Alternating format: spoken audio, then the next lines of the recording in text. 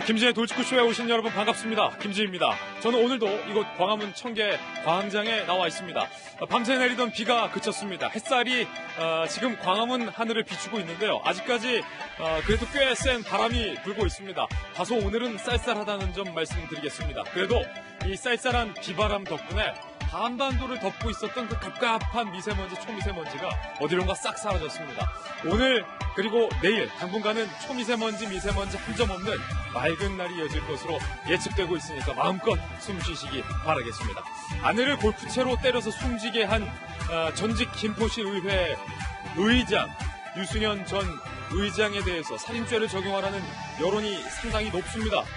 심장 파열로 인한 사망으로 국가수 부검 결과 원인이 드러났습니다. 도대체 얼마나 때렸길래 심장이 파열됐던 걸까요? 잠시 후에 그 이야기 다뤄보겠습니다. 저는 비가 오나 눈이 오나 매일 아침 이곳에서 여러분을 기다리겠습니다. 김지의 돌직구쇼 지금 라이브로 시작합니다. 잠깐만요.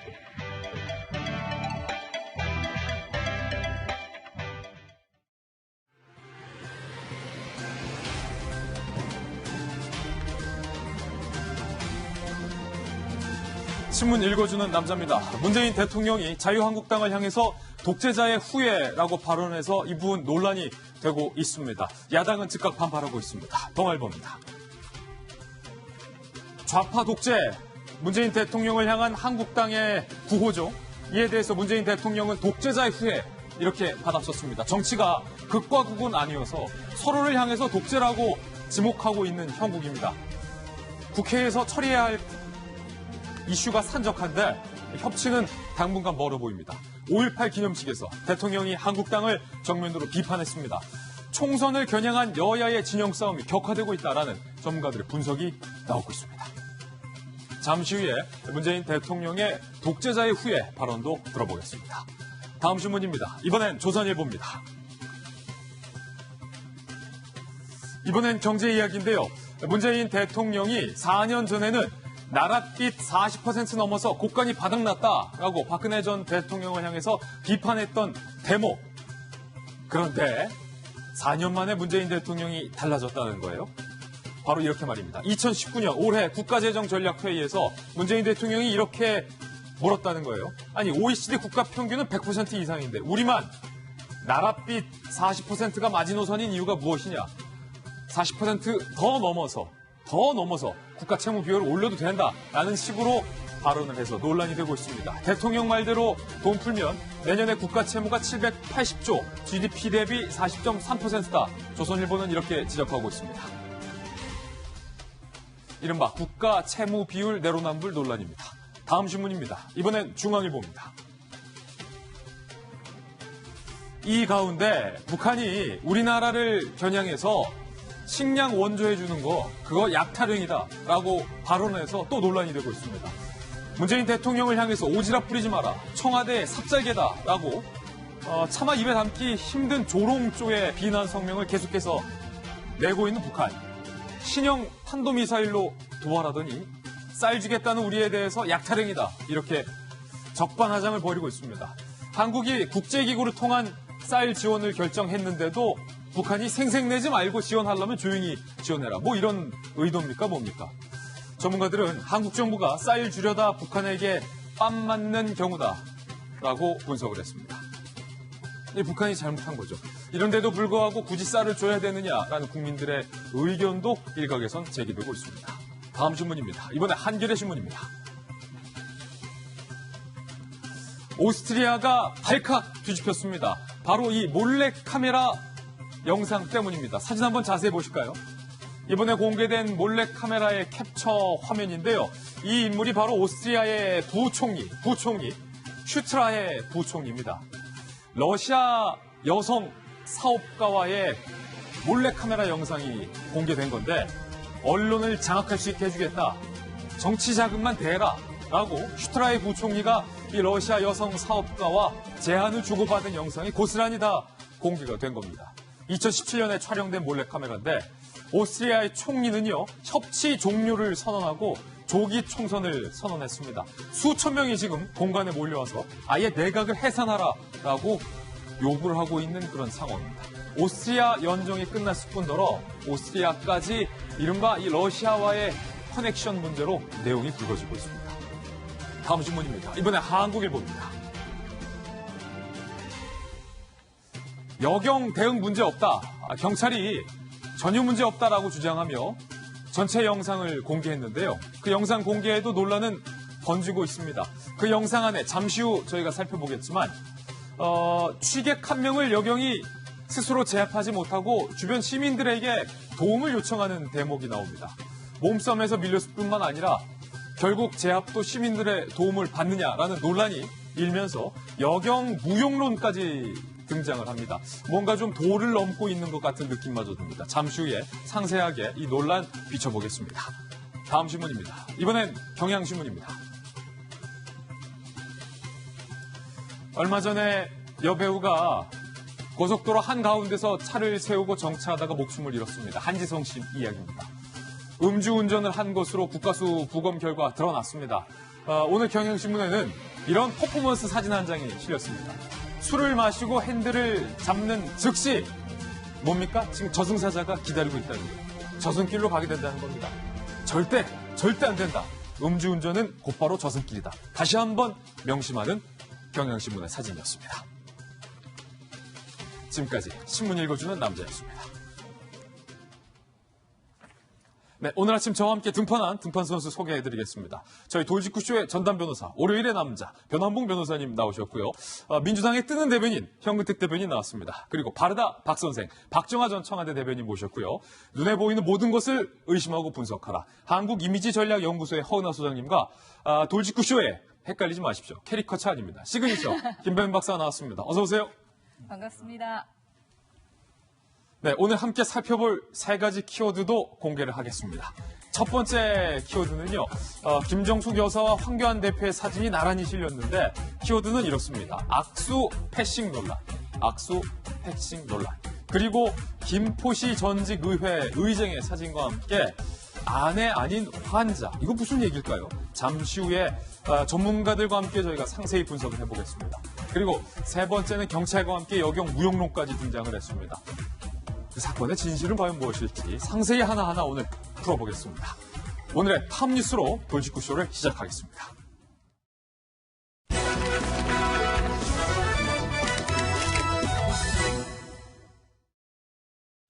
네, 톱뉴스 주제부터 공개를 하겠습니다. 얼마 전 인기 드라마 태양의 후예라는 드라마가 인기를 끌었는데 이번에는 독재자의 후예라는 발언이 논란이 됐습니다. 대통령의 입에서 제1야당을 겨냥한 발언이기 때문입니다. 직접 들어보시죠. 광주 시민들께 너무나 미안하고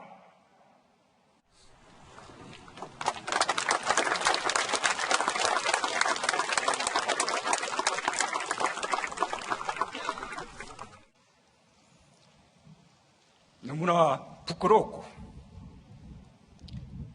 국민들께 호소하고 싶었기 때문입니다. 아직도 5.18을 부정하고 모욕하는 망언들이 꺼리낌 없이 큰 목소리로 외쳐지고 있는 현실이 국민의 한 사람으로서 너무나 부끄럽습니다. 독재자의 후예가 아니라면 5.18을 다르게 볼 수가 없습니다. 한국당을 향해서 문재인 대통령이 독재자의 후예라고 발언한 것, 한국당은 이렇게 반발을 하고 있습니다.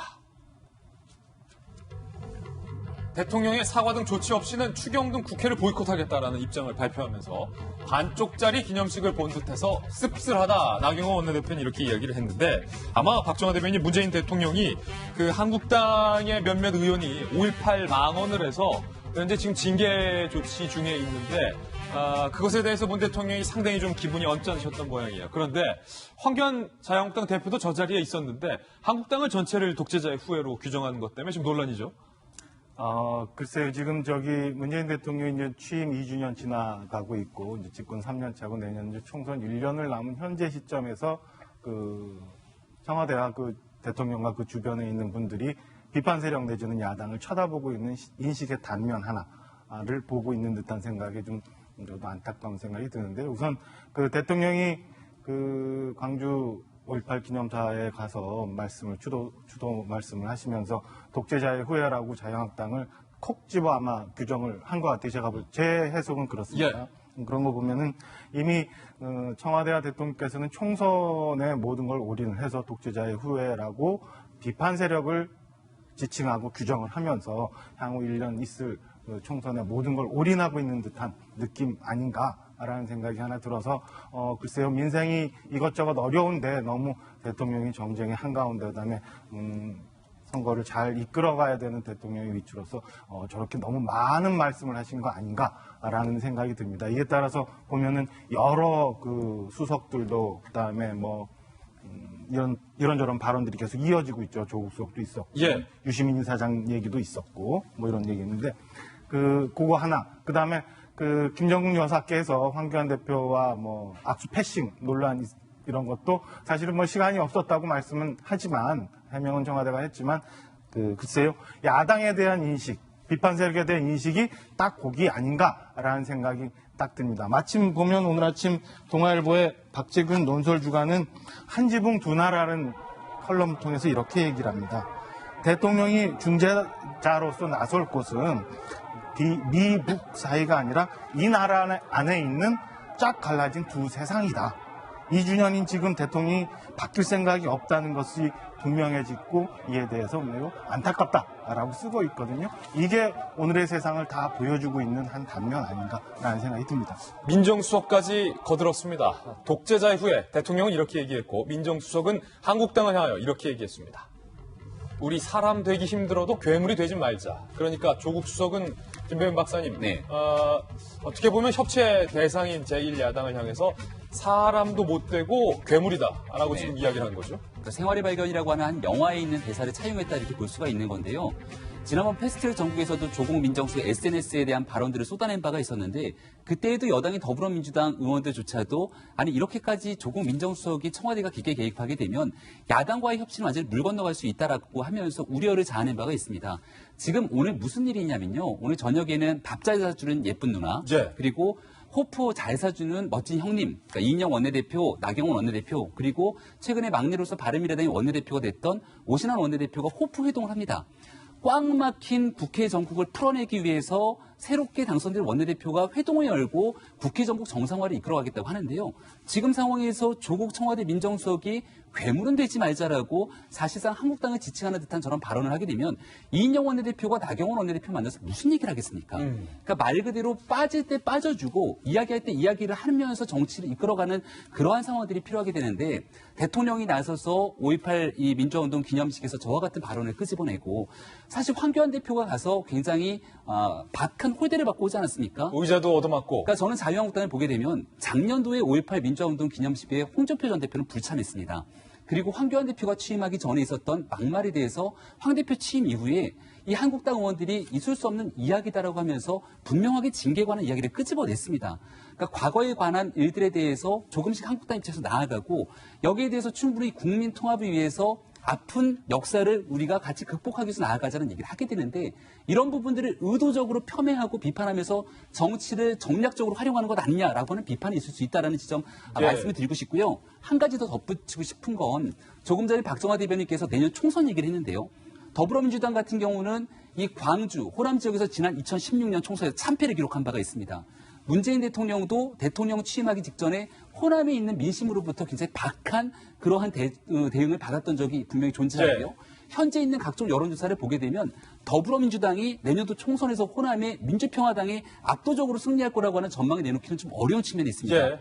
아주 혹여나 내년도 총선을 겨냥하기 위해서 이렇게 자극적인 발언들을 쏟아내는 프레임 정치라는 것은 아닌지라고 우려하는 대목도 있기 때문에 이제는 과거를 좀 극복하고 미래를 나아가기 위해서 통합의 정치를 반드시 해야 될 필요가 있다는 말씀은 꼭 드리고 싶습니다. 여당 쪽 입장 좀 들어보겠습니다. 현대변인. 제가 좀 말이 길어질 것 같은데요. 예, 지금 왜냐하면 독재자의 후예라는 말에 스스로 찔린다는 거는 인정한다는 꼴이에요. 왜냐하면 스스로 얘기하지 않았습니까? 우리가 5.18 특별법도 만들고 오히려 민주화운동 인정했다. 그럼 우리 독재 후예가 아니다. 그 말하면 패싱하면 돼요. 패싱하면 하면 된다. 되죠. 그렇죠. 어. 지금 괴물이 되지 말자 해도 우리를 지칭하는 거 아닌가 그러는데 사실은 저 말이 우리 5.18 부정하는 사람들은 맞지만 그게 한국당을 지칭하는 게 아니거든요. 그럼 사실은 넘어가면 돼요. 오히려 대통령의 발언도 다 한국당 지칭한 거 아니다. 아니, 지칭했을 수도 있고 안 했을 수도 있지만 그거에 대해서 욱할 필요 없다는 얘기죠. 그거에 대해서 열받는 얘기는 스스로 제가 보기에 인정하는 거다라고 보는 게 맞는 예. 거고요. 지금 그 악수 패싱 논란도 보면 지금 거기 저는 현장에 가지 않았지만 현장에 있던 의원님들 얘기를 들어보면 악수를 안 한 분이 되게 많다는 거예요. 그렇다면 사실은 황교안 대표가 먼저 악수를 내밀어도 되잖아요. 그렇지도 않았는데 나하고 악수 안 했으니까 사실은 민경욱 대변인이 그걸 황교안 대표한테 그 확인을 구했답니다. 그럼 황교안 대표도 그 얘기를 한 거니까 나한테 악수 안 하더라. 좀 너무 옹졸하다 보이고요. 왜냐하면 행사장에 가보시면 알겠지만 수백 명이 지나가면 마치 0.12초에 지나갑니다. 그리고 모든 동선의 핵심은 대통령이에요. 대통령이 악수를 했냐 안 했냐 굉장히 중요합니다. 근데 그걸 따라가는 수행이나 아니면 여사님이 악수를 했냐 안 했냐 그렇게 중요한 내용이 아니에요. 그거는 저는 오버하는 것 같고요. 너무 이거를 정치 쟁점화한다. 제가 오히려 민경욱 그 대변인이 들어갈 때 굉장히 힘들었어요. 막 얼굴에 막 땀도 나오고 이랬는데 오히려 뭐 종로에서 뺨 맞고 한강 가서 눈을 흘린 게 아닌가 보고 예. 그다음에 어제 말한 것 중에 저는 중요한 문제는 사실은 이 문제 있다고 봅니다. 이제 그 5.18 진상규명위원 한국당이 자꾸 요건이 된다 그러는데 법적 요건이 안 되는 분들이에요. 왜냐하면 법조 경력 5년, 그다음에 뭐 인권 5년, 대학에서 연구 5년, 그다음에 법의학 5년 이렇게 요건이 딱 있거든요. 한 분은 맞아요, 분명히. 판사하기 했기 때문에 법조 5년이 맞는데 나머지 두 분이 요건에 해당이 안 돼요. 그래서 거절한 거거든요. 그러니까 지금 그분이 군에만 있었기 때문에 군 경력도 20년 한 거 인정하자라는 지금 그 개정을 발의한 거 아닙니까? 이게 벌써 법 만든 지도 8개월 지났어요. 그럼 그 요건이 안 되는 사람 추천해 놓고 왜 임명 안 해주냐라고 지금 얘기하는 거라서 제가 보기에 오히려 한국당 측에서 이걸 너무 정치 쟁점화하고 있다. 지금 5.18 행사는 5.18 행사대로 가면 되는 것인데 거기에서 저는 너무 정치 쟁점화하는 게 아닌가 이렇게 보고 있습니다. 한 번에 여러 가지 얘기를 해주셔서 좀 듣는 분이 헷갈릴 수 있을 것 같아서 하나씩 좀 정리할게요. 악수 패싱 논란은 저희가 지금 준비한 게 있어서 그거는 좀 다뤄보는데 일단 먼저 대통령의 독재자 후의 발언에 대해서 현 대변인은 야당을 겨냥했을지라도 찔리지 않으면 그냥 넘어가면 된다. 그렇죠. 네. 왜냐면 스스로 왜냐면 우리가 어쨌든 민주화 인도 인정했고 5.18 아니라고 했기 때문에. 알겠습니다. 변호부 변호사님. 아마도 그 주어가 없다라는 말과 동일한 반박이 아니실까 싶은데요. 그 나경원 원내대표가 이제 의원 시절에 그 MB 대통령 당시에 이제 BBK 통해서 나왔을 때 주어가 없다 해서 숱한 비난을 받았었죠. 똑같은 논리인 것 같습니다. 이 논란을 보시는 분들에 있어서 그 당시 이제 문재인 대통령의 이야기라든가 여러 과정 속에서 한국당을 겨냥했었구나. 지나치게 정치 쟁점화한다는 것은 누구나 이렇게 판단을 하고 있습니다. 그런데 한국당을 지칭한 게 아니다. 발이 저려서 그러는 거 아니냐. 이 주어가 없다는 거가 전혀 똑같은 것 같습니다. 오히려 지나치게 그냥 그 모든 대통령, 역대 대통령 취임사 항상 말씀을 하시거든요. 나를 지지해주는 40%, 50%뿐만 아니라 전체 100% 대한민국 국민을 위한 대통령이 되겠다고 말씀을 하셨었는데 이번 문재인 대통령의 5.18 기념사 같은 경우에는 지나치게 좀 정치적인 색깔로 드러내지 않았느냐. 어쨌든 대통령 입장에서는 그냥 5.18에 대한 가치에 대해 인정을 하고 우리 국민이라면 그것을 부인할 사람은 아무도 없을 것이다 정도로 해두시고 이런 확정 같은 거는 사실 국회 내에서 대변인들께서 치고받는 것이지 대통령께서 그렇게 특정 계층에 대해서 겨냥해서 그런 감정적 언사를 사용하시는 거는 바람직하지 않거든요. 그걸 과연 올바르다고 볼 수 있을까요? 전체 국민들이 대통령 입장에서 독재자의 후예다, 괴물이다. 과연 이게 바람직할까요? 논란은 제가 말씀드린 건 현 대변인께는 저 기회를 또 드리겠습니다. 두 번째 논란은 현 대변인이 말했던 것처럼 악수 패싱 논란인데요. 민경욱 자유한국당 의원이 이런 문제 제기를 했습니다. 김정은과도 공손히 악수하셨던 영부인이 황 대표에게 왜 악수를 안 청하고 빤히 얼굴을 보며 지나쳤을까? 남북 화합 전에 남남 화합을 먼저 이루길 바란다. 이른바 김정욱 여사가 현장에 가 있는 황교안 한국당 대표와 악수를 하지 않고 패싱을 했다라는 논란을 민경욱 의원이 제기를 한 건데요. 이에 대해서 청와대는 이런 입장을 냈습니다. 고의가 아니라 김 여사가 시간적 여유가 없어서 그렇게 한 것이다 라고 하자 다시 민경욱 의원은요. 청와대 설명은 새빨간 거짓말이다. 무슨 100m 달리기 아니야. 그냥 지나가는 것과 악수하고 가는 건 1, 2초 상관의 일이다 라고 말을 해서 일단은 이미지 분석가 전문가에게 저때 당시에 이른바 악수 패싱 논란에 대해서 좀 여쭤봐야 될 것 같아요. 어떻게 보셨어요? 정말 패싱입니까? 아닙니까? 패싱으로 저는 보입니다. 우선은 저는 의전으로만 말씀을 드리겠습니다. 기본적으로 그 동행을 할 경우 회사에서 모든 의전은요. 그 남편과 동행을 할 경우 남편이 뭐 대통령이면 그 동행하는 그분도 대통령과 같은 서열에 준합니다. 그 부분을 첫 번째 말씀드리고 싶고요. 만약에 우리나라가 해외 순방을 갔습니다. 그래서 미국의 멜라니아 영부인이 이제 악수를 이렇게 하고 있는데 아베라던가 시진핑하고는 악수를 하고 우리나라 문재인 대통령과는 악수를 안 했다면 그렇다면 어떤 단어를 쓸까요? 분명히 악수 패싱이라고 할 겁니다. 대통령의 의전은요, 어느 장소를 가든 다 미리 준비됩니다. 그래서 그 의전을 준비할 때 사모님께도, 우리 영부인께도 미리미리 말씀을 드리고 특히 요주의 인물이라던가 지켜져야 될 부분에 대해서는 좀 챙겨주십사 하라는 말씀을 좀 드리게 되어 있거든요. 그런 의전의 차원에서 조금 문제가 있는 것 같고, 아까 현 대변인께서 잠깐 그 악수를 먼저 그럼 청하면 되지 않겠느냐라고 말씀하셨는데 그 또한 서열로서 말씀드리겠습니다. 예를 들어서 저희가 뭐 총선을 하거나 국회의원이라던가 대선 후보들이 그 국민들과 함께 있을 때 악수를 청할 때는 국민이 서열이 더 높기 때문에 국민들이 먼저 청해도 됩니다. 하지만 지금 여기선 서열이 완벽합니다. 대통령이 훨씬 더 높고 그 다음에 뭐 대표겠죠. 그렇기 때문에 만약에 황교안 대표가 먼저 악수를 청했다면 그 또한 문제가 됐을 거라고 저는 생각을 합니다. 그래서 뭐 정치적인 것을 모두 떠나서 의전상에 있어서는 질문에 패싱이라고 답변을 해드리고 싶고요. 정말로 남남 서로의 화합이 될 수 있도록 기본적인 의전은 지켜주셔야 어떤 큰 소리가 나오지 않지 않을까라는 분석을 해드립니다. 전 대변인. 네, 박 소장님 말씀은 아마 추측인 것 같고요. 왜냐하면 영상은 지금 없습니다. 분명히 영상은 없는데 지금 정상 간의 악수하고 지금 그 영부인과는 분명히 다른 문제입니다. 정상 간에 당연히 악수를 할 수 있는 굉장히 큰 문제예요. 아주 큰 문제이는데 지금 보시면 미리 딱 뭐 동선이 예정되나 이런 게 아니에요. 악수하고 지나가서 그 다음에 나오는 거라 앞에도 말씀드렸지만 저때 보시면 그 뒤에 있던 분들 말씀드려보면 그 문재인 대통령은 쭉 악수를 하고 지나가지만 그 김종기 여사 같은 경우는 악수를 안 한 분도 많았다는 겁니다. 예. 그리고 지금 말씀에 서열 따지시는데 악수는 사실은 거의 1, 2초간에 지나가는 거라면 누가 먼저 하고 그렇게 중요한 게 아니에요. 만약 정상간이라면 뭐 있을 수 있겠지만 저는 황교안 대표는 왜 가만히 앉아서 악수를 받길 바랬냐는 거예요. 먼저 악수 청해도 됐다. 그렇죠. 아무 문제가 아닌 거예요. 그리고 이거를 굳이 민경욱 대변인 논평까지 낼 일은 아니다라고 봅니다. 그러니까 주변에 있었던 사람들 증언이 되게 중요한 것 같은데 지금 보게 되면은 황교안 대표 바로 뒤쪽으로 자유한국대 신보라 최고위원이 있습니다. 지역적으로 본인이 아마 광주의 지역을 두고 있는 상황이기 때문에 저 자리에서 누구보다 가까이 있지 않았을까라는 생각이 드는데요. 신보라 의원의 얘기에 따르면 충분하게 악수를 나눌 수 있는 시간이 있었음에도 불구하고 의도적으로 지나친 것이 아니냐라고 또 주장을 하고 있는 상황이거든요. 저는 여기에 대해서 얼마 전에 유시민 이사장이 그 황교안 대표의 광주 방문에 대해서 등을 돌리고 마주치지도 말고 이렇게 어느 정도 좀 배제하는 듯한 모습들을 하라라고 이야기했던 장면들이 사실 굉장히 많이 생각날 수밖에 없는 지점이었습니다. 일부는 이런 내용들에 대해서 김정숙 여사가 그대로 받은 것 아니냐 뭐 비판의 대목이 있긴 하는데요.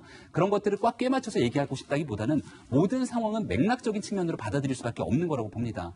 왜냐하면 문재인 대통령이 5.18 기념식에서 이야기했던 발언들이 결국은 독재의 후예라고 하는 발언을 끄집어냈는데 조금 전에 주어가 없다라고 특정 사람의 특정 정당이 지칭하지 않았다고 얘기하지만 그동안 있었던 더불어민주당의 현수막에서는 정확하게 좌파 독재에 대한 프레임을 이야기했던 한국당을 대상으로 민주당에서는 한국당을 독재의 후예로 규정해서 현수막을 건 바가 있지 않았습니까? 그러니까 그런 측면들을 바라보건데 분명하게 황교안 대표가 오기 직전부터 문제가 발생될 수 있었었고 여기에 대해서 대통령까지 이야기를 쏟아낸 상황 속에서 황교안 대표에 대한 김정숙 여사의 악수까지 있지 않았기 때문에 이를 문제 삼게 되는 한국당의 지적들이 있었던 사실인 것 같고요.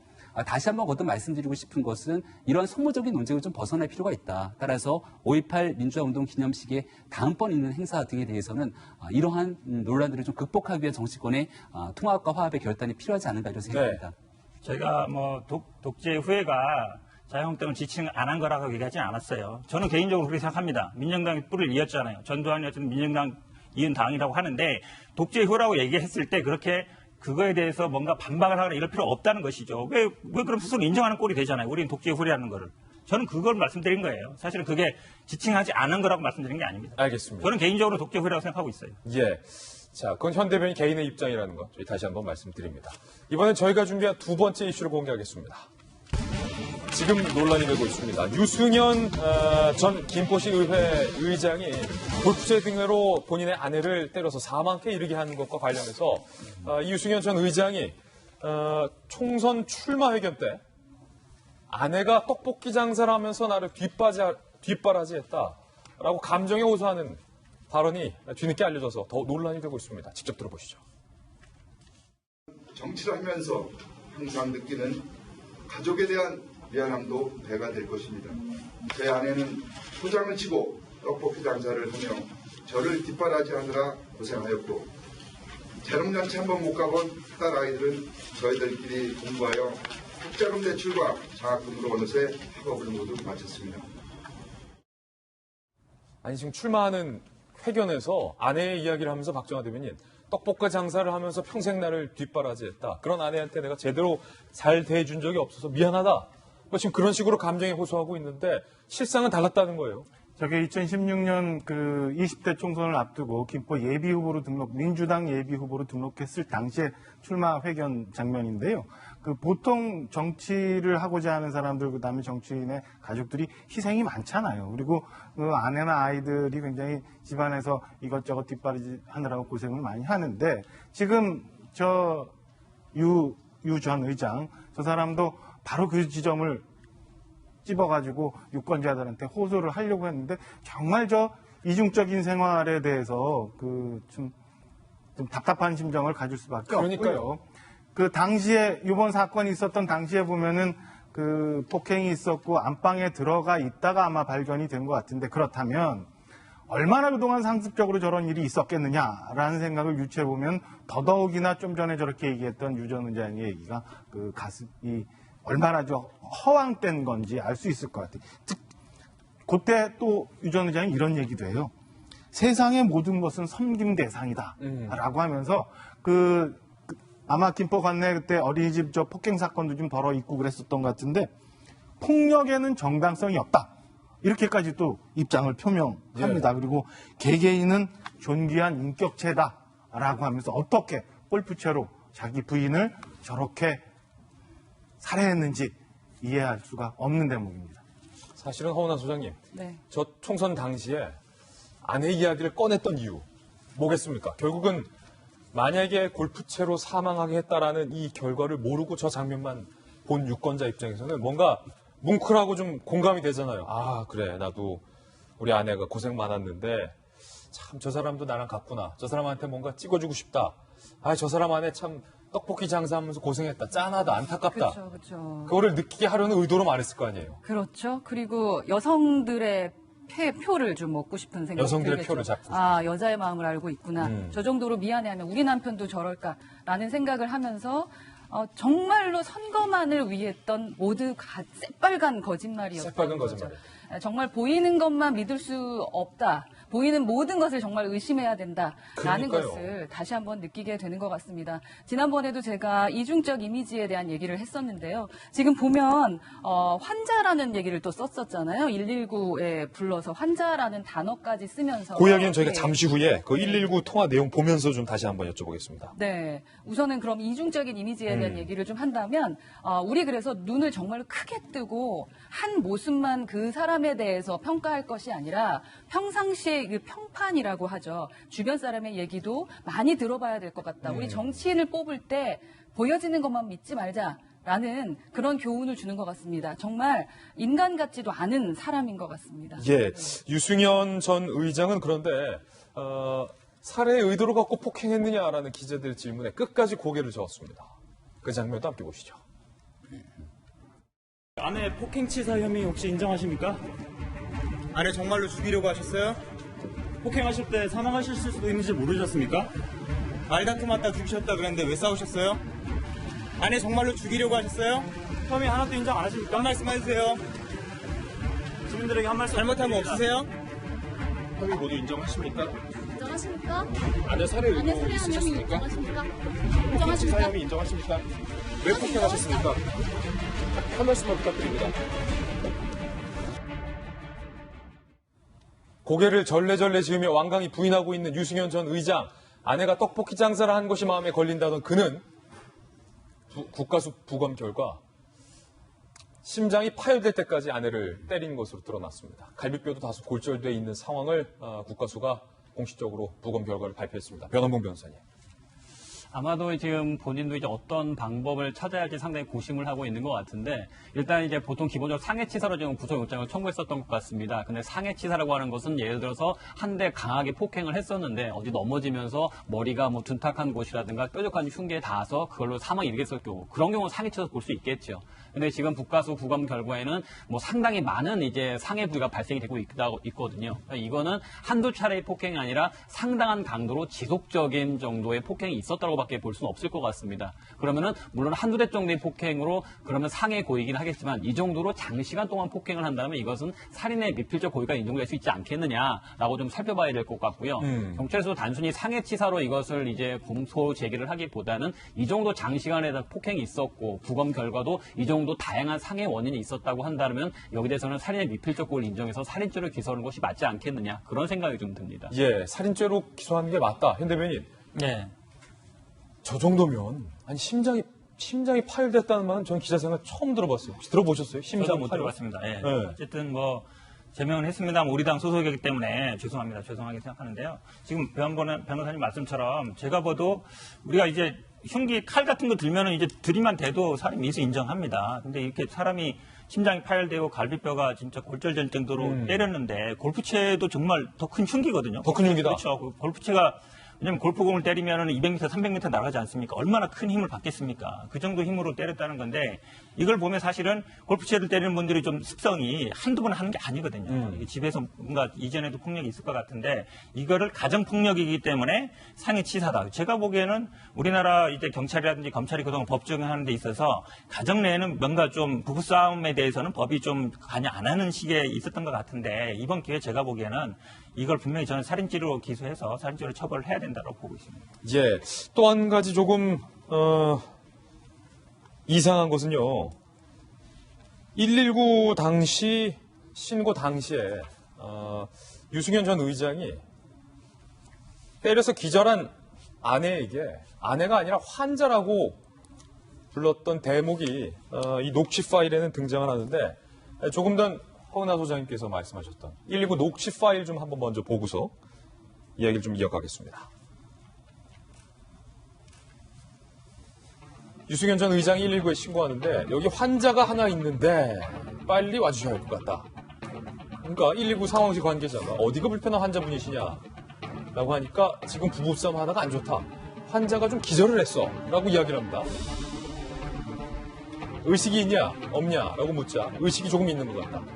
어깨를 세게 한 번만 꼬집어보라. 통증에 반응이 있느냐? 있다 라고 유승현 전 의장이 이야기를 하는데 요 앞서 녹취록을 보면 분명히 아내가 아니라 환자라고 표현을 한단 말이에요. 허 소장님, 이게 조금은 통상적이지 않잖아요. 왜 환자라고 한 거죠? 기본적으로 저희가 거짓말을 알아내는 가장 중요한 핵심의 그 상황이 있는데요. 그게 바로 돌발 상황입니다. 내가 어찌할 바 몰라 할 때 하는 돌발 상황을 보면 그 사람의 심리를 알 수가 있어요. 지금 평상시에 아내를 뭐라고 호칭했는지가 정말 궁금해요.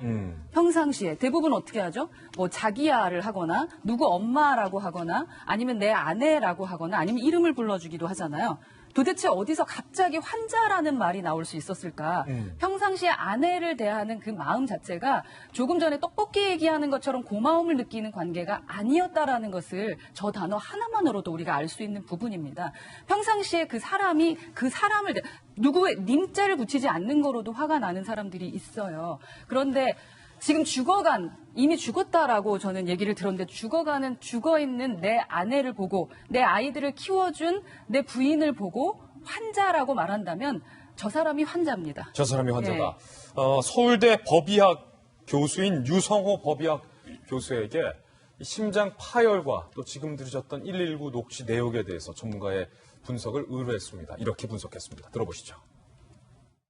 그 골프채로만 그렇게 한 건 아닌 것 같고요. 고정돼 있는 상태에서 충격을 주면서 흉골이 부러지면서 누워있을 때 골프채로 폭행을 한 다음에 방어 능력이 소실된 상태에서 밟았다든지 했을 가능성이 더 높지 않을까요? 당연히.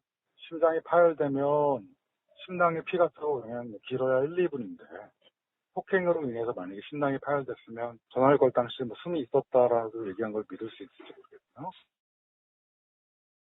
지금 충격적인 이야기들을 법의학 교수에게 듣고 있는데 지금 보도된 것 이상으로 사실은 더 심한 폭행이 있을 수 있다는 가능성과 두 번째는 저 119 신고 당시 유승현 전 의장의 저 신고 내용도 거짓일 수 있다는 가능성을 법의학 교수가 얘기했습니다. 국가수 부검 결과 심장 파열이 드러났잖아요. 김병현 박사님. 그렇다면 불과 숨지기 전까지는 1분밖에 안 된다. 환자가 좀 아직 의식이 있다라는 저 신고 내용도 거짓일 수 있다는 거예요. 충분히 그럴 개연성이 있죠. 지금 현재 이 구속이 돼 있는 상황에서는 폭행치사 혐의로 영장이 청구된 것으로 보이는데요. 보다 명확하게 국가수의 최종적인 결과가 나오게 되면은 여기서 살인죄를 당연히 적용해야 된다라고 하는 의견들이 적용될 수 있을 것 같고요. 지금 현장에서 발견된 것은 혈흔이 묻은 골프채가 있지 않습니까? 우리가 볼 수 있는 건 국가수의 1차 구두 소견 결과입니다. 여기 대해서 심장 파열이 있었다는 건데 단순하게 골프채로 폭행한 것을 넘어서 발이라든지 뭔가 물리적으로 더 심한 폭행이 가해졌을 수 있는 가능성들을 얘기하고 있는 상황인 것 같고요. 이 사망에 이른 아내의 몸에는 여러 차례 멍이 들어있었다고 합니다. 근데 전문가들의 의견에 따르면 멍이라는 거는 그 당시에 즉각적인 폭행으로 해서 멍이 나타나는 것이 아니라 이미 폭행이 발생하고 난 뒤에 수일이 지난 다음에 멍이 올라올 수 있기 때문에 이번에 이루어졌던 폭행이 1차적인 폭행이 아니라 가정폭력 상태로서의 상습적인 폭행이 있었던 것 아니냐라고 지적되는 측면들도 분명히 존재하는 상황이거든요. 대한민국의 한 지방의회 의장까지 했던 정치인이죠. 조국 민정수석이 끄집어냈던 이야기처럼 사람은 되지 못하더라도 괴물이 되지 말자라고 하는 표현은 바로 이와 같은 때 써야 되는 얘기가 아닌가라는 생각이 들고요. 이것은 비단 지금 있었던 김포시 의장뿐만이 아니라 얼마 전에 있었던 서울시의 한 더불어민주당 소속 의원이었던 인물은 심지어 청부 살해를 시도했던 상황이어서 결국은 구속이 되고 무기징역까지 선고된 바가 있었던 상황입니다. 정말로 정치인들이 나서서 국민들에게 보여줬던 가면 그 이면에 있었던 이렇게 끔찍하고 잔혹한 일들이 있었던 배경이 무엇일까 한번 생각해보지 않을 수 없는 대목이고요. 지금이라도 두 번 다시 이런 일들이 발생하지 않도록 다시 한번 정치하는 사람들에 대한 주변 환경들을 돌아볼 수 있는 계기가 됐으면 좋겠다는 생각이 듭니다. 예, 저 119 신고 당시 진술도 거짓일 가능성이 있다. 이 부분에 대해서도 경찰이 좀 수사를 해야 할 것 같습니다. 이번엔 저희가 준비한 세 번째 뉴스입니다. 바로 이겁니다. 주말을 지나면서 논란이 2라운드로 붙었습니다. 경찰 해명에도 불구하고 여경 무용론에 대해서 지금 도를 넘고 있는 부분도 있는 것 같다라는 지적이 이곳저곳에서 들어오고 있습니다. 여경이 그곳에서 무엇을 했느냐라는 논란에 대해서 경찰이 전체 영상을 공개했습니다만 논란은 끊이지 않고 있습니다. 일단 영상부터 함께 보시죠. 한 번만 더 하시면은 공무집에 방해를 처벌받을 수 있어요. 집에 가실 거예요, 안 가실 거예요? 라고 경찰이 해도 이 시민이 경찰관의 뺨을 때립니다. 그러자 이 남성 경찰관이 바로 FM입니다. FM대로 취객을 제압을 하고 있는데 뒤에서 지금 여경을 밀치는 또 다른 취객의 영상, 이 영상까지 공개되면서 아니 여경이 도대체 뭘 하냐.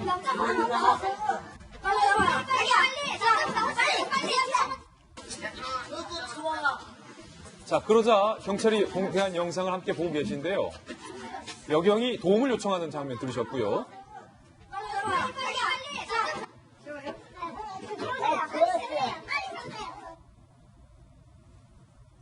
수갑을 다른 사람에게 채워달라라고 부탁을 하는 영상까지 경찰이 공개를 했습니다. 조금 전 화면이 까맣게 나온 것은 경찰이 공개한 원본 화면이 까맣기 때문에 원본 그대로를 조작 없이 여러분께 보도해드린다는 차원에서 조금 전 화면이 까맣고 현장에서 여경이 수갑을 채우라라는 어떤 그런 음성을 저희가 까만 화면에서 조작 없이 그대로 보도를 해드렸습니다.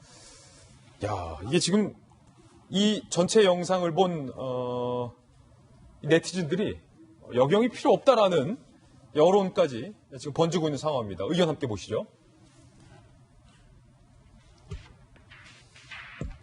이게 구로동이라는 것, 좀 저희가 취재해보니까 구로동이었습니다.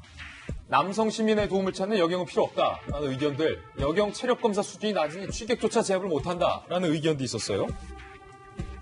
도와준 교통경찰도 본인의 업무 따로 있는데 이러면 여경 때문에 업무 공백이 생기고 국민만 피해보는 것이다.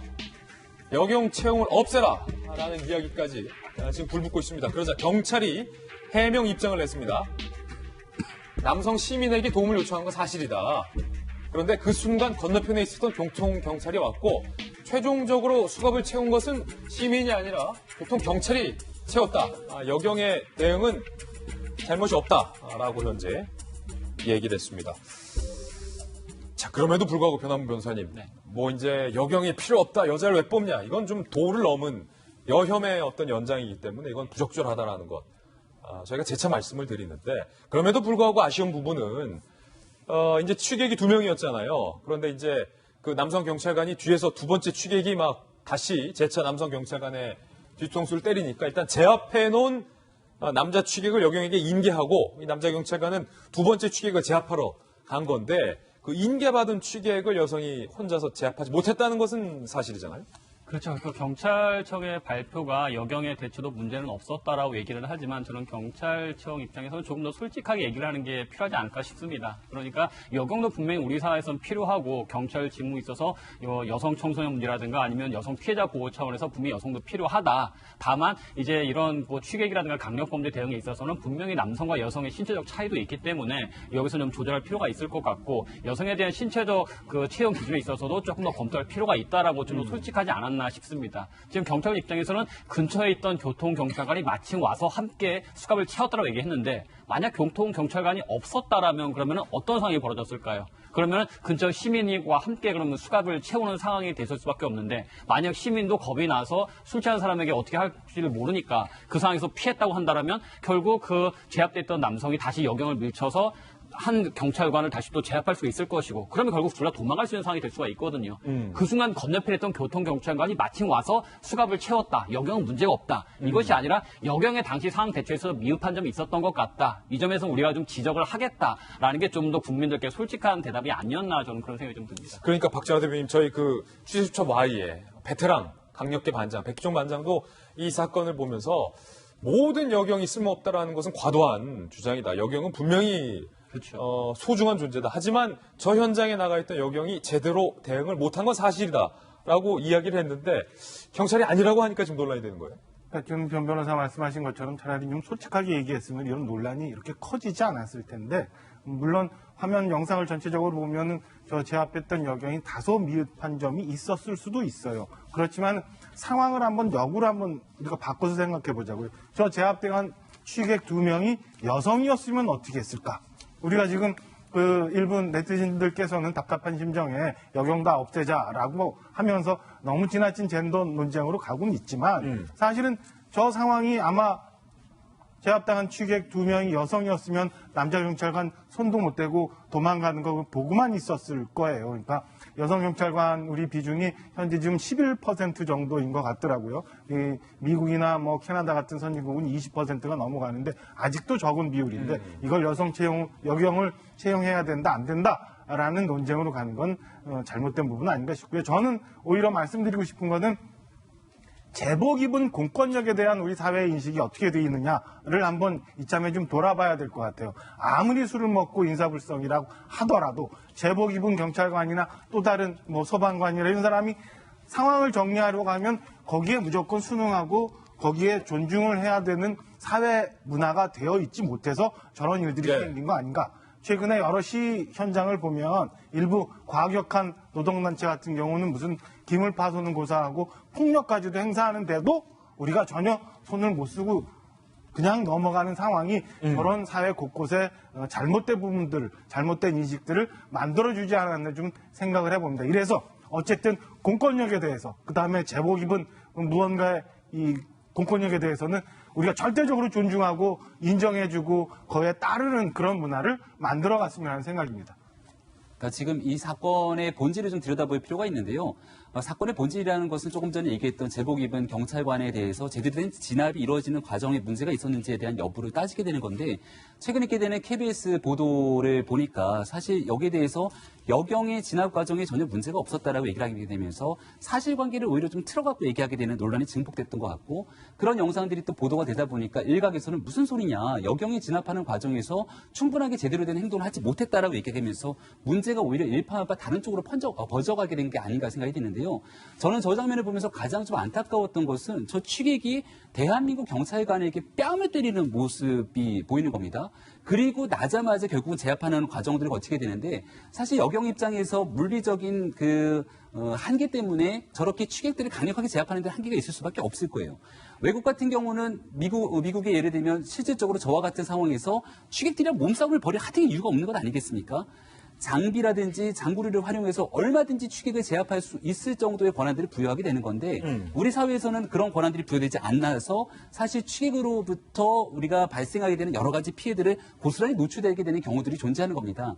그러니까 사건 현장에 대한 영상이 공개됐을 때 저기서 드러나 있는 문제점이 민낯이 무엇인지를 분명히 봐야 되고 그걸 토대로 우리 공권력이 가지고 있는 한계를 극복하기 위한 논의가 총체적으로 잘 진행이 돼야 되는데 여경의 대응이 좋았느니 아니면 여경의 대응이 훌륭했느니 이런 식의 논란으로 가게 되면서 여경 무용론까지 가게 되는 사태에 되게 씁쓸함을 금할 수 없다는 말씀을 드리고요. 분명히 대한민국 사회에서 여경이 취하고 있는 긍정적인 영향들이 있습니다. 다만 여기에 대해서 여경이 총체적으로 활동하기에 부족할 만한 법과 제도적 장치 미비에 대해서 다시 한번 생각해보는 계기가 됐으면 좋겠다는 생각이 듭니다. 현장 목격자의 증언까지 지금 나왔습니다. 여경 대응 논란이 워낙 뜨거우니까 그 음식점 사장이에요. 사건이 발생한 음식점 사장. 그러니까 그 앞에서 다 보신 분이죠. 음식점 사장님은 여자 경찰관이 도와달라고 한 건 사실이지만 수갑을 채운 건 새로 출동한 남자 교통순경이다. 여자 경찰도 지금 요분 말이 조금 현대들이 약간 미묘해요. 아유, 여경이 그 정도면 잘했다. 이게 그러니까 여경에 대해서 잘했다라고 한 건지 아니면 여경인데 뭐 그 정도면 됐지라고 한 건지가 또 논란이 이거. 그렇죠. 왜냐면 저도 사실은 누가 찍었는지가 굉장히 궁금했는데 보니까 이제 영상을 찍으신 분이에요. 예. 그러니까 보면 근데 우리가 지금 영상 전부를 앞뒤를 본 게 아니잖아요. 앞에 짧은 부분 보고 있는데 그래도 어쨌든 처음부터 끝까지 봤던 현장에 있던 분이 평가라면 저는 옳다고 보는데 근데 이런 부분이 좀 있는 것 같아요. 지난번에 KBS 기자도 그렇고 지금 이게 이 문제도 그렇고 보면 대상이 여자라는 부분이죠. 여자라는 부분에 왜 이렇게 평가가 가혹하냐. 사실은 저게 만약에 남성이었어도 충분히 저런 일이 있거든요. 우리나라 취객들 상대하는 거 굉장히 어렵습니다. 경찰관의 특히 뭐 그 유흥가 주변에 보면 밤마다 이제 거의 취객을 상대하는데 저는 오히려 여성이기 때문에 평가가 가혹한 게 아니라 일반적으로 저는 충분히 있을 수 있는 일이라고 봐요. 예. 지난번 그 송현정 기자 논란 말씀이시군요. 네. 예. 이 구로동 여경 대응 논란에 대해서 불붙은 2라운드에 대해서 보도해드렸습니다. 이번엔 저희가 준비한 다음 순서입니다. 취재 수첩 Y가 준비되어 있습니다. 오늘은 과연 어떤 사건이 준비되어 있을지 저와 함께 이동하시죠.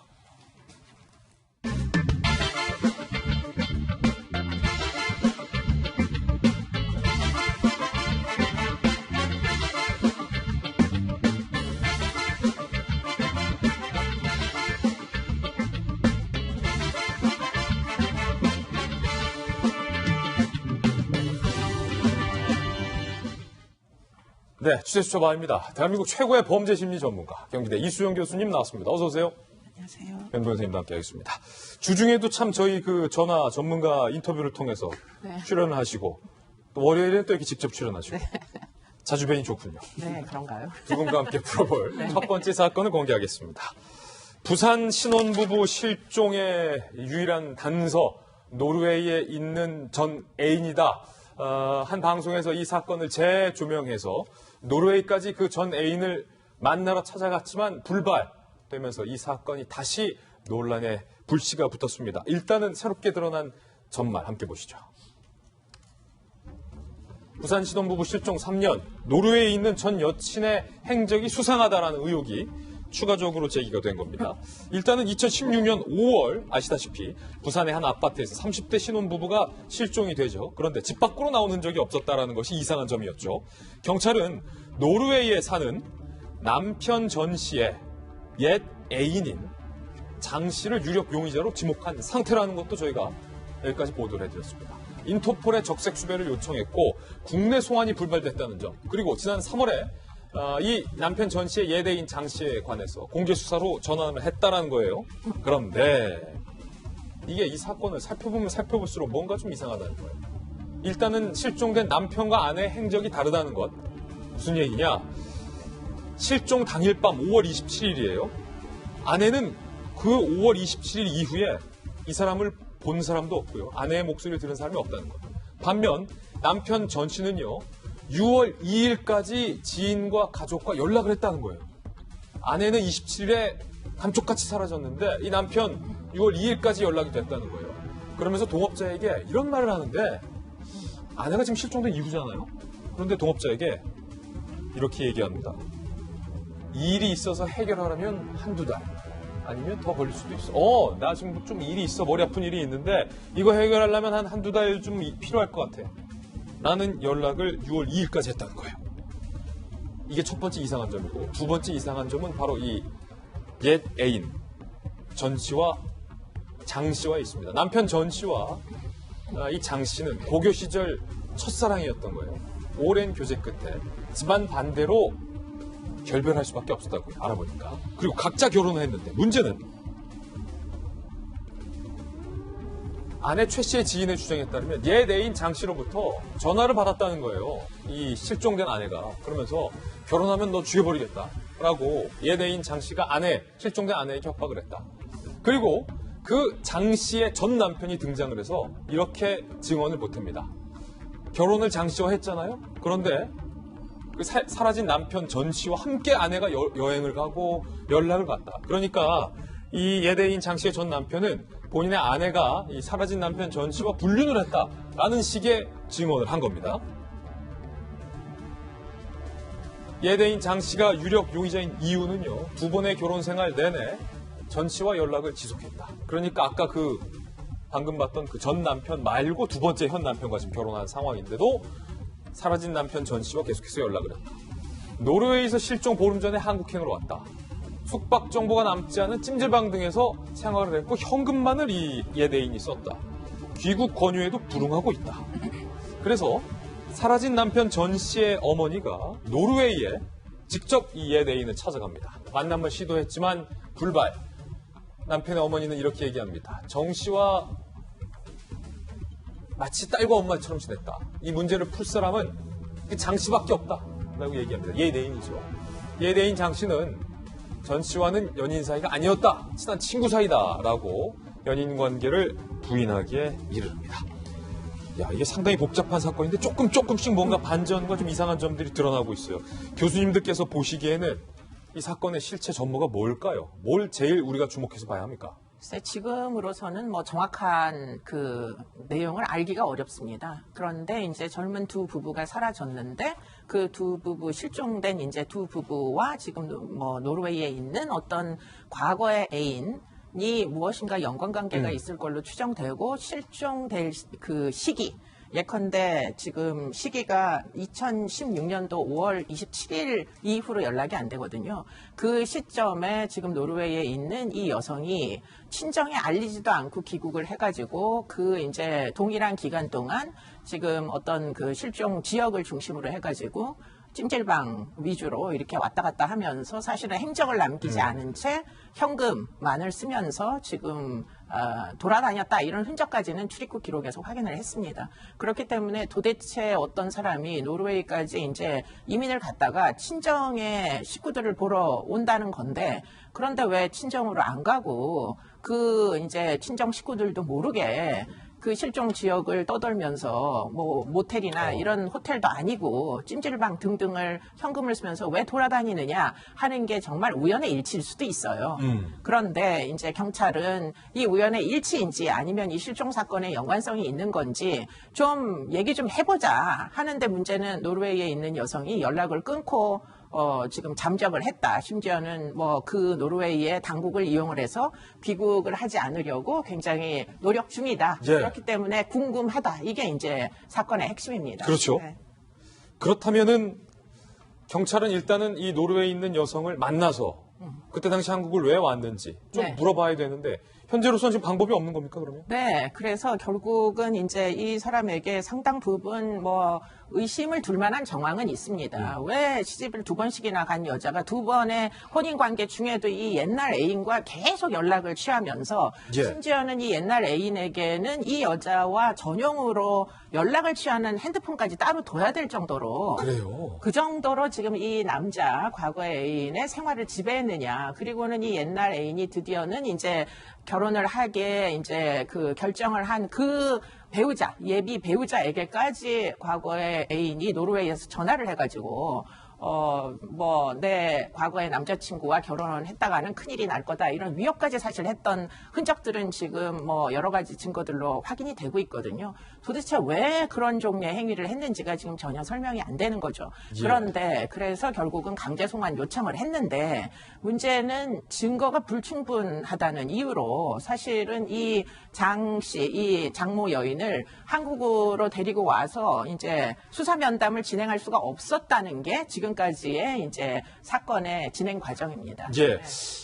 뭔가 이 옛 애인과 관련돼서 실종과 연관되어 있는 거 아니냐라는 분위기인데 여기서 한 가지가 좀 더 이상하다는 게 드러나는 게 이 남편 말입니다. 네. 실종된 남편의 행적도 이게 좀 의아하다는 거예요. 5월 27일 아내가 실종이 됐고 그 이후에 아내의 행적은 전혀 없다. CCTV도 남지 않는다.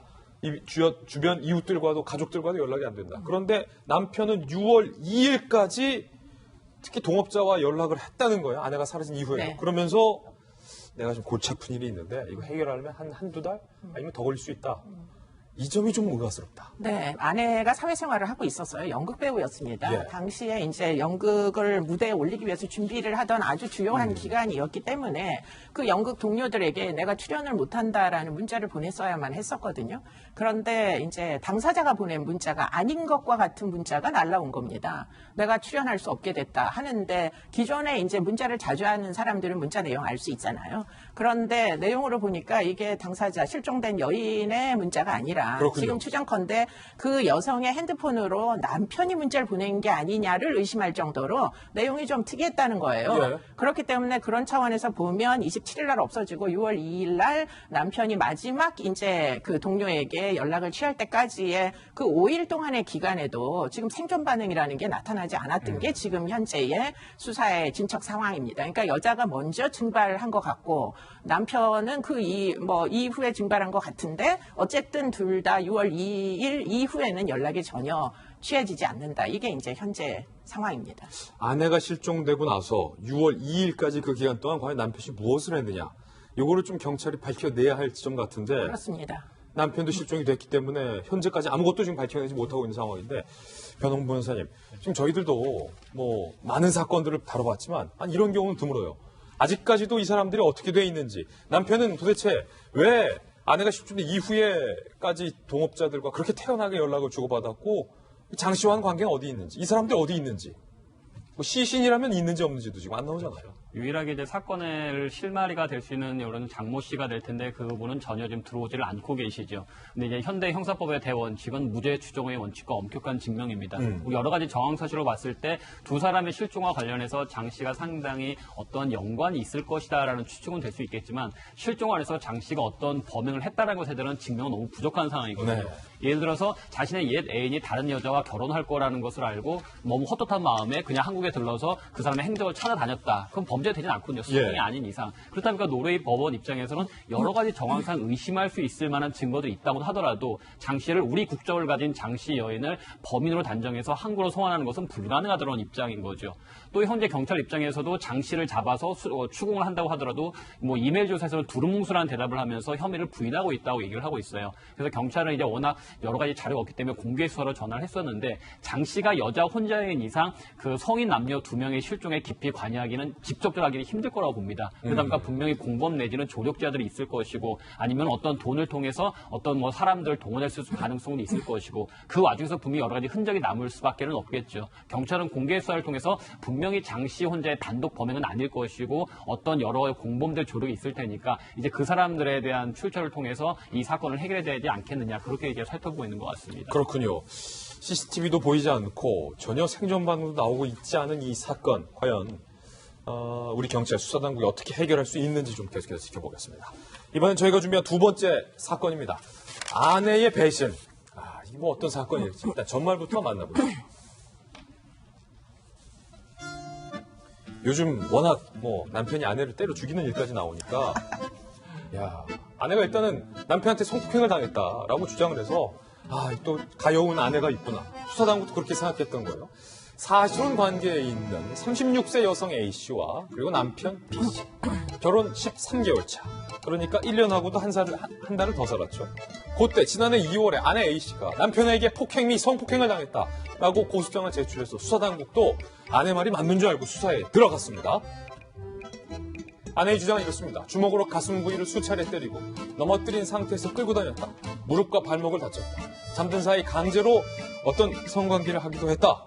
라고 상세하게, 소상하게 성폭행 사실에 대해서 고소를 했습니다. 그런데 여기서의 반전. 알고 보니 아내의 불륜이 있었다는 거예요. 아내 A씨가 이 가상화폐 스터디를 했던 모양이에요. 그중에 남성 C씨를 만나게 됩니다. 스터디 장소에서. 그런데 결정적으로 지난해 1월 남편 B씨가 아파트 자택에서 옷을 입지 않은 채 함께 있는 아내와 이 남성 C씨를 목격했던 거예요. 화가 난 남편이 사실혼 파기 이후로 손해배상을 청구합니다. 결국에 성폭행을 당했다는 아내, 그리고 불륜을 했다는 이 남편의 주장, 양쪽을 놓고 수사를 하던 중 불륜도 아내의 무고인 것으로 드러났습니다. 불륜 현장 목격 당시의 영상도 일단은 너무나도 확고하게 있다는 것, 그리고 폭행을 주장했던 아내의 멍이 원래부터 있었던 멍자국이었던 것. 원래 멍이 좀 잘 드는 스타일인가 봐요. 그리고 성폭행을 당했다고 주장하던 날, 부부가 카톡을 나눴던 대화 정황 등을 봤을 때 남편이 전혀 성폭행을 하는 것이 아니다. 남편은 누명을 벗었습니다. 그리고 결정적으로 아내가 자백했어요. 남편을 처벌받게 하려고 허위 사실을 신고했다라고 무고에 자백을 합니다. 여기서 이제 범죄 심리 분석을 좀 들어가자면 결국엔 이 괘씸한 아내가 어떤 본인의 불륜 사실을 좀 뭐랄까요? 덮기 위해서 무고로 지금 맞장구를 쳤던 겁니까? 뭡니까 이거? 네, 결국에는 이제 사실혼 관계에 놓여 있었던 두 남녀가 있었는데 문제는 이 혼인 관계가 파기가 됩니다. 왜냐하면 아내가 바람을 피게 된 거죠. 그런데 이 바람을 피게 된 사실을 숨기기 위해 가지고 오히려 사실혼 관계에 있던 남편을 이제 나를 폭행하고 성폭행했다고 오히려 무고를 한 거예요. 그래야만 이 사실혼 관계를 바람을 펴서 이제 관계가 끝이 난 부분에 대한 손해배상을 청구하려고 했었거든요. 그렇군요. 이 남편이 그 부분을 어떻게든 무마를 해보겠다는 차원에서 먼저 공격을 한 거죠. 그게 이제 결국은 무고다 이런 이제 결론입니다. 잽을 날렸다, 먼저. 그렇게도 선제적인 잽을 날렸다. 네. 그런데 문제는 이게 이제 요즘은 사실은 성범죄 수사를 과거처럼 그렇게 둘 간에 그냥 주고받은 이야기만 놓고 하지 않고 증거 같은 것들을 다 가지고 사실은 심각한 강력범죄로 취급을 하다 보니까 결국은 강간과 성폭행과 폭행 부분을 이제 밝히려는 여러 가지 이제 객관적인 증거를 추적을 했을 거 아니에요? 포렌식, 디지털 포렌식이라고 해가지고 여러 가지 이제 문자 기록이나 또는 이제 촬영 그 장면도 있었다고 합니다. 그것들을 이제 추적하다 보니까 이 이제 피해를 당했다고 주장하는 날 사실은 피해를 당했을 수가 없겠구나 하는 객관적 증거가 나와가지고 너무나도 다정한 두 사이에 대화가 있었다. 그렇죠. 성폭행한 사람하고 어떻게 다정할 수가 있을 거며 이미 헤어진 같이 살지 않는 기간 동안 예를 들자면 9월부터 집을 나왔는데 10월 달에 성폭행을 당했다. 자는 동안 이렇게 주장한다거나 앞뒤가 맞지 않는 이야기를 했다는 것이 객관적 증거에서 입증이 돼가지고 이거는 무고구나. 그리고는 다행히도 그걸 갖다 대니까 결국은 자백을 해버린 거예요. 네. 남편 입장에서는 한 번도 억울한데 그렇죠. 아내가 외도를 했다는 것도 억울한데 내가 성폭행했다니까 그럼 남편만 불쌍한 거 아니에요? 두 번 억울한 거 아닙니까? 남편 입장에서는 정말 천만다행인 거죠. 그 성폭행 혐의를 요즘은 사회적인 비난 가능성이 워낙 높아져가지고 저 사람 성폭행범이야 라고 지목을 하는 순간에 사회생활에서 굉장히 치명적인 영향을 미치게 되거든요. 그렇기 때문에 이런 식의 이제 무고죄는 저는 사실은 엄벌에 쳐야 된다. 이렇게 생각합니다. 엄벌에 쳐야 된다? 네. 참 이거 남편 입장에서는 붕괴할 수밖에 없는 사건인데 한 가지 근데 궁금한 게 변호원 변호사님. 이게 남편이라고 우리가 편의상 불렀지만 사실혼. 근데 사실혼이 파탄이 됐는데도 손해배상 청구가 가능한 거예요? 사실혼이라는 것은 그냥 단순히 남자 여자가 좋아서 동거하는 수준을 말하는 것은 아니고 그러니까 법률적으로 혼인신고를 하기 전까지 혼인신고만 하지 않았지 법적인 혼인과 전혀 그 차이가 없다는 상태를 말하는 겁니다. 그러니까 결혼식도 올리고 같이 살면서 명절 때는 서로 양가 시댁과 친가에도 찾아가면서 그야말로 혼인의 실체가 그대로 인정되는 것을 말하기 때문에 단순히 동거하는 관계를 깼다 그 정도만은 부족하죠. 그러니까 이 관계도 아마 결혼식에 준하는 행사가 있었을 것이고 주변 사람들 모두 다 저 사람들은 부부구나라고 인정할 정도의 아마 사실관계가 있었을 것으로 보여집니다. 하여튼 불륜, 바람, 외도 이게 문제예요. 사회의 악은 불륜입니다. 이게 참 간통죄는 없어졌지만 제가 간통죄 폐지하면 안 된다고 그렇게 주장했는데 결국 폐지되더라고요. 어쨌든 투머치 인포메이션 두 분과 함께 이야기 나눠봤습니다. 감사합니다. 네, 다음 순서입니다. 이번에 오늘의 하플 시간인데요. 오늘은 과연 어떤 분들이 하플 4인방에 선정됐을지 하플 4인방부터 만나보시죠. 오스트리아에서 이 몰카가 공개되면서 왈칵 뒤집혔습니다. 그리고 오랜만에 봅니다. 영원한 터미네이터 아놀드 슈왈츠제네거. 그리고 세 번째는 유시민 이사장과 박지원 의원, 그리고 김학의 전 차관과 승리 씨. 과연 어떤 이야기인지 하나씩 이야기 나눠보겠습니다. 현실판 부당거래라고 해야 할까요? 오스트리아 부총리의 비리가 영상으로 공개돼 오스트리아 정계가 혼돈에 빠졌습니다. 공개된 영상 속의 핵심 인물은 부총리이자 극우 성향의 자유당 대표인 슈트라헤. 오스트리아 총선을 몇 달 앞둔 지난 2017년 7월 스페인의 이비자 섬의 한 고급 빌라, 여기도 빌라네. 여기서 촬영된 것으로 보이는데요. 슈트라이 전 부총리가 러시아의 한 재벌 조카인 러시아 여성을 만나서 선거 자금을 대주면 정부 사업을 몰아주겠다. 언론도 장악하게 해주겠다. 라고 말하는 장면이 고스란히 담겨 있었습니다. 직접 보시죠.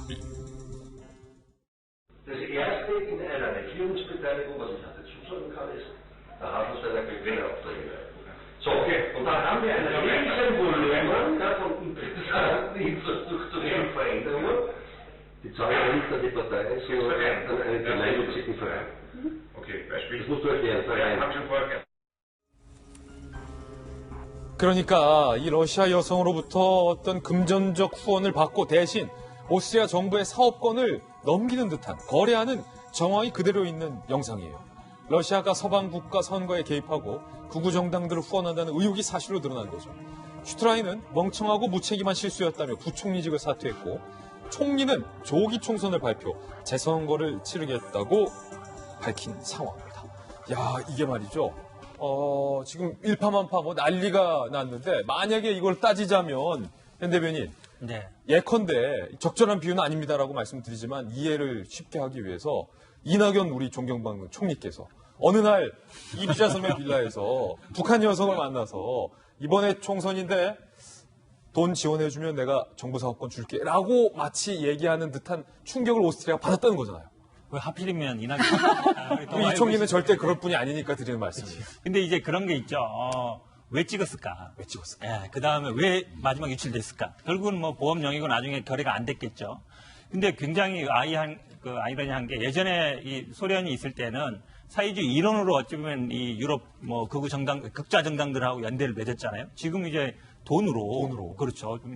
여기뿐만 아니라 뭐 이탈리아도 있고 막 미국도 뭐 그런 의혹이 있다는 얘기가 있었죠. 그런 거 보면 이게 정치의 어떤 속성이라는 게 우리나라도 지금 뭐 김학의, 비디오 이런 게 결국은 왜 찍었을까, 왜 유출됐을까 생각을 하잖아요. 그런 게 결국은 전 세계적으로 비슷하다라는 것이고요. 아까 말씀드렸듯이 이 러시아의 힘이라는 게 이 사회주의 이론으로 그 다음에 이제 이 돈으로 가는데 결국은 극과 극은 통하는구나. 그전에 극좌 정당에서 지금 이제 극우 정당인데 이런 게 보면 참 아이러니하다 싶습니다. 결국에는 그러니까 이 몰카라는 것이 그 검은 돈의 유혹이라는 것이 받을 때는 달콤할지 모르지만 이렇게 보험용으로 누군가는 찍어 놓는다는 거예요. 윤중천 씨 같은 경우도 그랬고 거기에 당하면 안 된다는 거예요. 보험용 영상이 항상 있다. 그렇죠. 몰카주의보를 몰랐던 것 같아요. 기본적으로 정치하시는 분들은 그 몰카나 녹취, 기업에서도 몰카, 녹취 주의보 올렸거든요. 아, 그래요? 네, 주의해야 됩니다. 말 조심해야 되고 혹시 잘못되면 추후에 아주 큰 사건을 일으키는 그런 영상들이거든요. 근데 왜 저렇게 본인 스스로 말했던 것처럼 멍청한 짓을 했을까라는 생각이 좀 들고요. 또한 저희가 여기서 또 느낄 수 있는 게 이중적 이미지죠. 기본적으로 정치인들이 뒤에선 저런 뒷거래를 하면서 국민들 앞에서는 뭐라고 얘기했을까요? 우리 국민을 위해서 경제 살리겠다. 우리 국민을 위해서 무언가 열심히 하겠다라고 얘기하면서 본인이 챙길 건 저렇게 다 챙기고 있었다. 우리 정말 두 눈 똑바로 뜨고 정치인들을 좀 관찰해야 되고 열심히 봐야 되는 것이 아닌가라는 생각이 듭니다. 아까 그 전직 김포시 의장 때도 그랬고 이번 오스트리아도 그랬고 두 얼굴의 정치인 조심해야 된다. 맞습니다. 참 이런 일이 있어요. 두 번째 하프 주인공도 만나보시죠. 야, 저 아놀드 슈왈츠제네거 정말 좋아하거든요. 주지사까지 되셨잖아요. 그 엄지, 아이비백. 맨날 어디 헤어질 때만 엄지 내고 제가 아이비백 다시 돌아올게요. 많이 따라 있었는데. 70대가 된 그가 한 행사 도중에 이렇게 발차기 공격을 받았는데 난데없는 봉변에 명색 터미네이터는 어떤 반응을 보였을까요? 행사차 들른 남아공에서 팬들과 사진을 찍던 아놀드 슈왈츠제네거 난데없이 등 뒤에서 나타난 남성에게 날라차기 공격, 이른바 드롭킥을 맞습니다. 그런데 역시 터미네이터예요. 잠시 놀라고 밀리지도 않고 오히려 발차기 한 사람이 나가 떨어집니다. 맞았는데 나가 떨어졌죠? 그런데 아놀드 슈왈츠제네거는 꿈쩍도 안 하고 있어요. 역시 아놀드 형, 튼튼해요. 이른을 훌쩍 넘긴 나이에도 끄떡없는 우월한 어떤 저런 피지컬, 역시 터미네이터는 없습니다.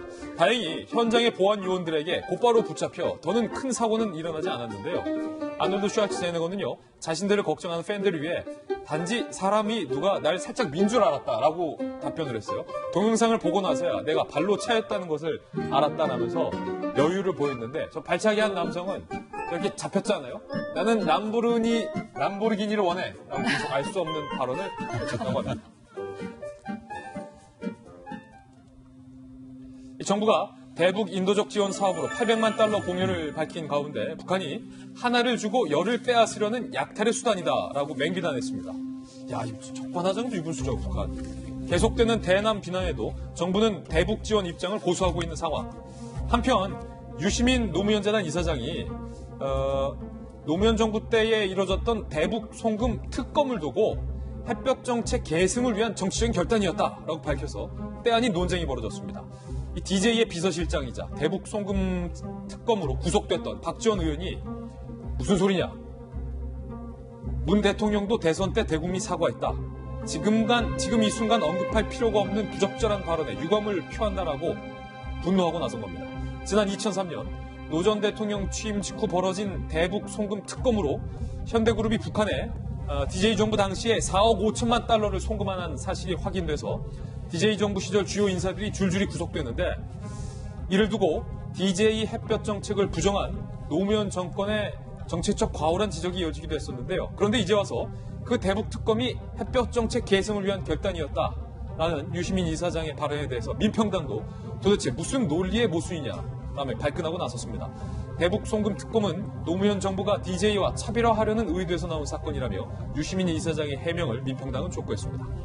지금 보면요, 이게 김병현 박사님 일단 그때 당시 대북 송금 사건에 대해서 좀 먼저 설명을 좀 해주시죠. 당시에 이제 노무현 정부가 집권하고 나서 국정감사에서 대북 송금에 관한 문제가 제기된 바가 있습니다.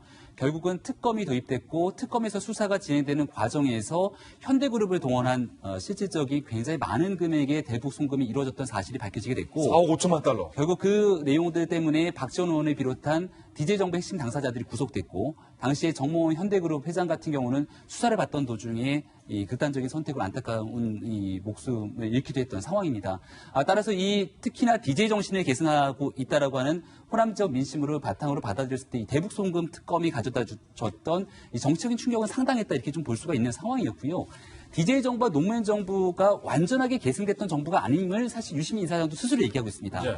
노무현 전 대통령에게는 김대중 전 대통령이 아버지가 한 삼촌 정도 되는 작은아버지 뻘에 해당되는 상황이었고 정신은 계승했지만 실질적인 새로운 정부를 창출하기 위한 노력이 있었다라고 얘기를 하게 되는데 그 대북 송금 특검이 있을 수밖에 없었던 정당성에 대해서 이야기를 하는 과정에 특히나 그 당시 피해자라고 볼 수 있었던 박지원 의원에 대한 부분이라든지 호남 지역의 민심과는 조금 괴리되는 내용들이 아니냐라고 볼 수가 있는 대목이죠. 물론 보수적인 성향 입장에서 바라봤을 때는 당시 쓴 대북 송금 특검에 대한 정당성의 문제가 있고 이 내용을 바탕으로 북의 돈을 건넸던 사실 자체에 대해서 굉장히 큰 문제라고 지적을 하고 있는데 지금 이 같은 이야기들이 서로 민주진영 내에서 오가고 있는 배경에는 저는 내년도 총선을 앞두고 있는 기싸움도 어느 정도 있다고 생각이 되거든요.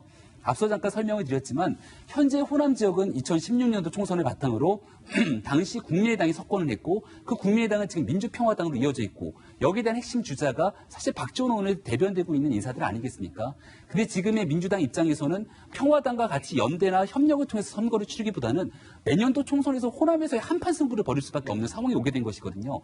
한 단계 더 나가서 총선을 넘어 대권까지 바라보게 된다면 유시민 이사장 정치 안 하겠다 그랬는데 최근에는 말을 조금씩 바꾸기 시작하고 유력한 대권 주자로서 또 양정철 이사장이 막 띄우기 시작합니다.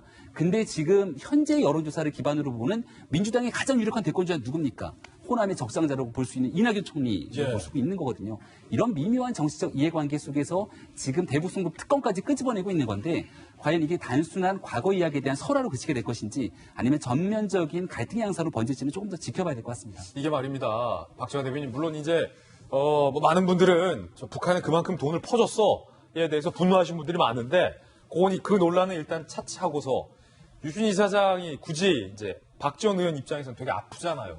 자신이 모셨던 김대중 전 대통령과의 어떤 모든 정체성을 부인당하는 듯한 느낌이었는데 그걸 유시민 이사장이 굳이 본인이 그걸 꼬집어내서 아픈 데를 비꼬고 약간 유시민 이사장이 요즘 보면 황교안 대표에 대해서도 아예 등을 돌려라라고 무슨 이상한 지령을 내렸다라는 논란에도 휩싸이는데 발언이 좀 신중치 못한 것 같아요.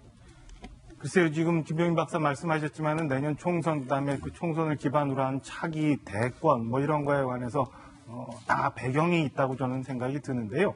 진보는 분열에 의해서 망한다라는 옛말이 있어요.